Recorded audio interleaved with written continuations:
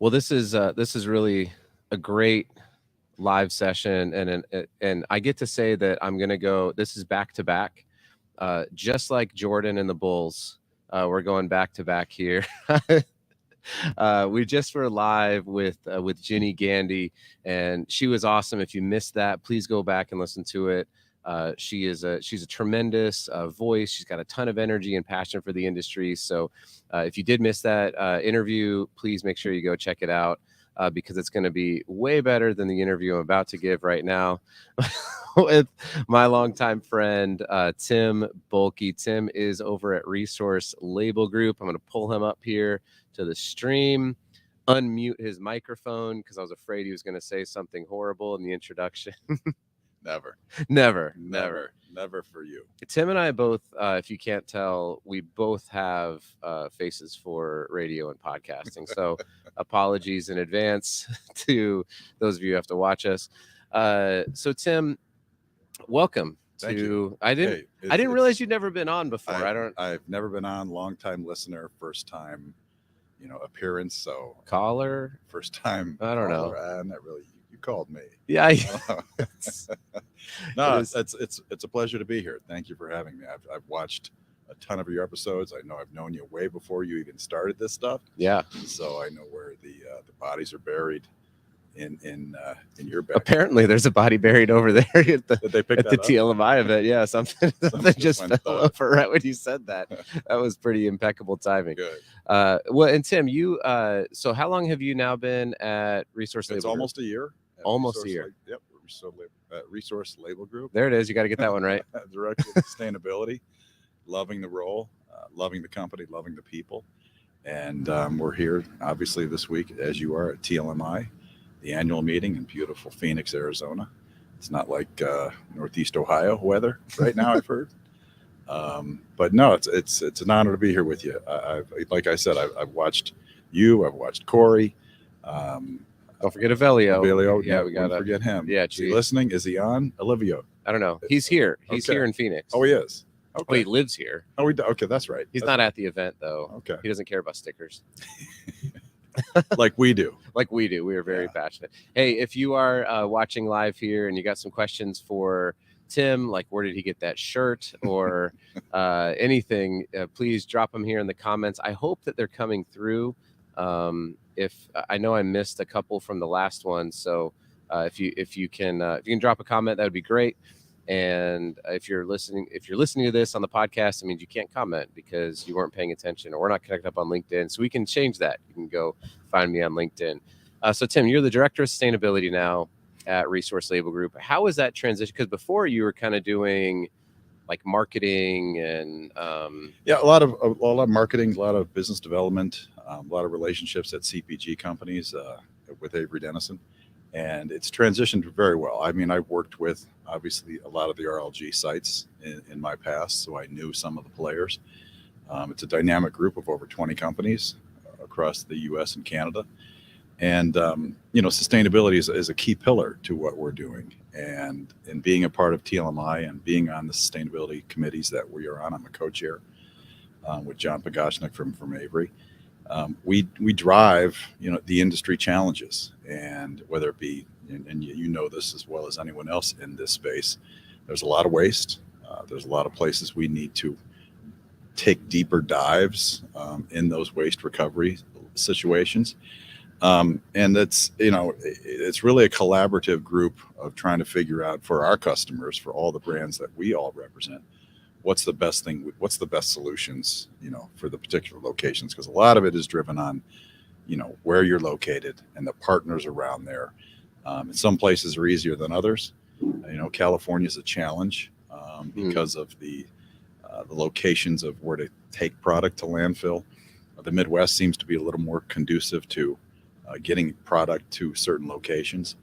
But there's a lot of positive things happening in the industry from a down the road perspective, as far as the infrastructures that are needed, as well as we just came out of a session talking about the legalities of some of the SB 54 laws that are going to be coming down in California, and how does that impact us in our space, and how it connects to the APR, the Association of Plastic Recyclers.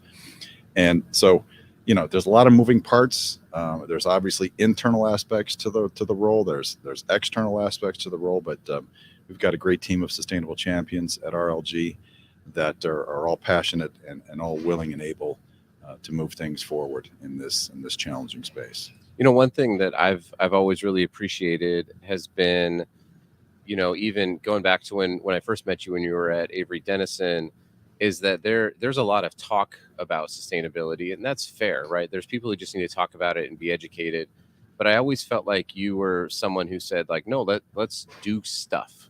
Like, let's yeah, it's not perfect, but let's take that next step. Right. And so I think it at first I was like, wow, when I saw the new job, I was like, huh, that's interesting. And then it started to click. I was like, yeah, that makes sense. Yeah, the Avery role had a lot of different aspects to it. Right. And certainly sustainability every year, they're going back 12 years, got ramped up every year. And certainly working with brand owners, big and small, you come to the table with products that you're selling them that also have waste attached to them. Right. As we know, liner and matrix.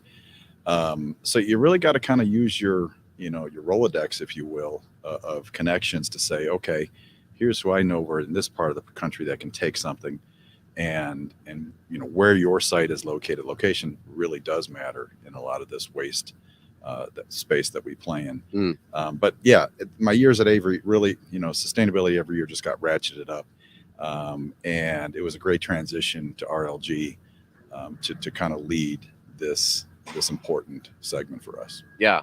Well, let's talk real quick about labels and sustainability. So this morning on the Packaging Today show with myself and Corey Novelio, I was here live on site, and I wasn't actually set up here. I couldn't figure out where I was going to set up, and there was breakfast stuff going on. But one of the questions that was asked was about labels, like what impact do labels have? And we were talking about, the clean flake adhesives and things like that. So real quickly, what is it again? So when a label is on a PET container, the adhesive traditional label adhesive will stay on.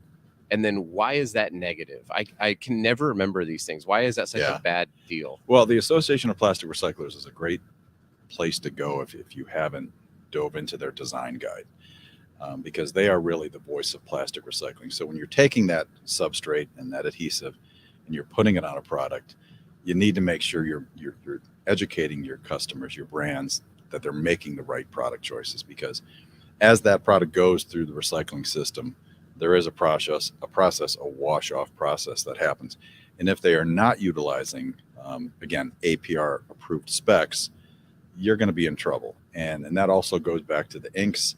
But the adhesives play a huge part, which is kind of one of those just, behind the scenes kind of products, but it's a critical product in making sure that PET flake comes off cleanly, it floats and separates properly, and is able to give that bottle a second, third, and fourth life. So, and there's also, something that doesn't get talked about a lot, but paper labels.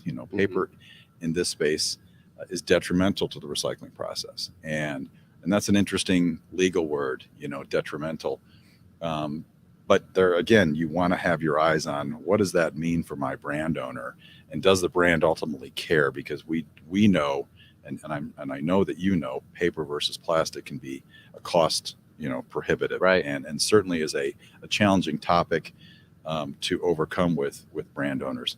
But smart brands, they realize that the Association of Plastic Recyclers is the voice of plastic recycling. Their design guide is built into legislation.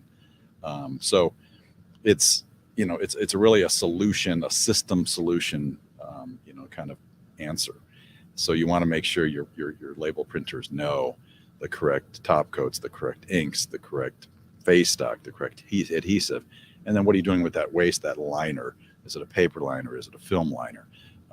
And it just all comes together in a lot of different aspects. Yeah, for sure. It's like we were just talking with Ginny about liner and liner recycling right before you came in here, and it's one of those things that I don't expect the general public to know. Right. Oh, absolutely. And you can't, like, I'll post things about this on TikTok, and people are like, well, how come nobody ever told me? And I'm like, well, because it's really incumbent upon either the brand and or the company supplying the labels to be the ones educating themselves. And they can, so the brand can say, hey, you know, I think about like aluminum can labels, and it's like, we should be communicating, like, what does this mean? And we should be working, the brand needs to be the one working so that they can be the ones bringing this up. And I think it's even incumbent upon us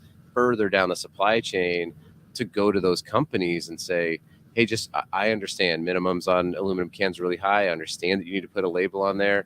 But when I talk to your local recycling person here, it's, and you know, it's a microbrew or whatever it is, they're not really jazzed on this. You may want to let them know to throw these cans in the trash. Right. You know what I mean? Right. And it's like, whoa, you can't say that. It's like, well, I'm just telling you, Yeah. like, you're going to make them really mad if they get Right. these. So we're scared to have those conversations sometime, but it's been awesome to see the industry come together, you know, not just with like as like siloed, but I think about like, you know, yourself and Tyler and, you know, other people here in the industry. Like, companies are saying, no, we're going to take this seriously, and we're going to come together as an industry. That's what TLMI is about, right, to say, how do we solve these problems collectively? Yeah, we're Yeah. going to go our separate ways, and we're going to talk to our own customers, and we're going to try to, you know, get other customers and things like that. But like, as an industry, it's a thing that we have to figure out. No doubt. And I think, you know, you touched on it a little bit. Tyler and I spoke at the Eco Stage at the last Label Expo, and brands do have an opportunity to educate further to that consumer when they pick up the package. We all have cell phones. Those can be critical to educating the consumers about, you know, not just what's in the ingredients in the product, but what to do after with that product. And I think companies that are giving direction on, you know, peel off, throw this part out, recycle this part, I applaud those types of brands, and I think more of them should be doing that, and I think more will. Yeah, I totally agree. So what is it that you are personally like stoked about for the future? Obviously, you're excited about the Cleveland Cavaliers acquiring Donovan Mitchell, and the future of the Cavaliers is bright. But how about for the label industry? Yeah, I mean, the label industry certainly, you know, we're coming off like everybody else in these tough supply chain times, still challenges and issues, and we've heard them today. And I think it's time, you know, time has come to stop, you know, making those excuses and pushing back on some of these big suppliers that have you know, have been a part of the problem. And what's the old saying? You're either part of the problem or you're part of the solution. But I'm optimistic that, you know, that it will get turned around, that, you know, you hear things about the future of a recession. I don't like to think about that as an economy. I want everybody working and, you know, everybody making money and spending money. But, you know, what fires me up the most is what's next. And it certainly is what's next in materials. And we know about California 2032. Everything has to be recyclable or compostable. So compostable jazzes me up, because I think it's something that, again, consumers have not really been 100% educated on, and brands as well. And I think brands that are leading in that space, I think you'll see them start to come forward with some compostable products because of some of that legislation. And you hate to somewhat see legislation drive decisions. So companies that'll be ahead in that space will come out with products hopefully before that, you know, those legislations come down the pike, and hey, before you know it, it will be 2032. Right. Yeah. It's, you know what they say, 2032 is right around the corner. But it does. I mean, you know, I think about like 2012 doesn't feel like it was that long ago. Right. I mean, in some cases it feels like it was eternity ago because it was before COVID hit. But right. And look at your kids. Your son is starting a brand. I mean, yeah. Would WeenusLube.com, everybody, for your pre-order, shipping in December. Weenus, WEENUSLUBE.com. This has been brought to you by Weenus Lube. How many people are listening? What do we got? I don't know. I can't see. You can't see. I can't tell. No, I have no idea. But it'll live on the internet, so Good. it's going to be Good. there Well, for. we will definitely pass it on. Yeah, yeah. No, I agree. I mean, 10 years ago, I mean it. When I think about, my son was 5 at the time, and he seemed old then, and now it's like, oh my gosh, he's in high school, and he's learning to drive, and yeah, and it's when you take into account how the innovation time that's going to be required to bring something to market, to test, to iterate. I mean, you're only talking about probably 5 or 6 different alterations to something before it's like, hey, we got to start putting this into market. 100%. So, preparing for that, as we don't want to sound like, the sky is falling, but it's like, if you're not preparing today, you're going to start falling behind really quickly. And really you'll be beholden to whatever's on the market, and you'll have to pivot and adjust. So I don't know the pipelines of a lot of different big CPGs, but I can tell you this, they go out in 5 and 10 years, right? So you got to believe, if you were speculating or kind of guessing of what products are coming from them, there's some compostable products coming. Yeah. And that's kind of cool, and that's kind of exciting, and it'll be interesting to see what happens at the shelf. Someone asked me this morning, are there adhesives that are, because I know you can get like a certified compostable face stock. Are there adhesives that are certified? Okay. Absolutely. Yeah. Got it. And there's legislation again, or I should say there's, like the APR, there's groups like BPI that you can engage with and figure out what does that mean for the brand owner? What does that mean for the converter? But absolutely, again, like we talked earlier on PET adhesives, it's the same. There are absolutely, different adhesives. So you want to make sure you are, again, choosing the right stuff. Yeah, no doubt. Well, Tim, this has been great. I've been great, really appreciated having you on. I appreciate it. We'll have to do it again some other time. How do people get in touch with you and learn more about what you're doing on sustainability? You can connect with me on LinkedIn, Bohlke. That's right. The best place to hit me up with. And thanks for the Cavaliers call out. Yeah, we will see what happens. I'll have to have you to a game. Well, when Cleveland plays Denver in the NBA Finals, tickets are coming your way. Well, obviously, yeah. I mean, that's the only reason you're on the podcast. Just I'm hedging my bet that the Cavs are going to come out of the East. I love hearing that. Yeah. Well, I mean, obviously Denver's going to be there because they have back-to-back MVP Nikola Jokic on their team. Maybe we should make that happen. Put that on the calendar now. Okay, so Donovan and Jamal, I know you're watching, you're listening. Just get your teams to the NBA Finals so that Tim and I can hang out at a game. That's really just do it for the packaging and label industry. That's what I would say. There you go. Awesome. Well, everyone connect up with Tim. Thank you so much for listening, for watching. We got a few more of these live sessions coming up, so keep your notifications on. If you want to click the bell on my profile, it'll notify you when I go live. Or if you're like, this is really obnoxious, then unclick the bell because I've got a lot of these live sessions today and tomorrow. And then next week at Pack Expo, we'll have the same. And then I'm going to take a break because I'll be coaching my son's varsity basketball team. So not a lot of live events during the basketball season, but appreciate it, Tim. Thanks so much for coming out. TLMI, it's been a great annual meeting, being able to kind of connect up with everyone. So thanks for all your work. Thanks again, Tim. Appreciate it.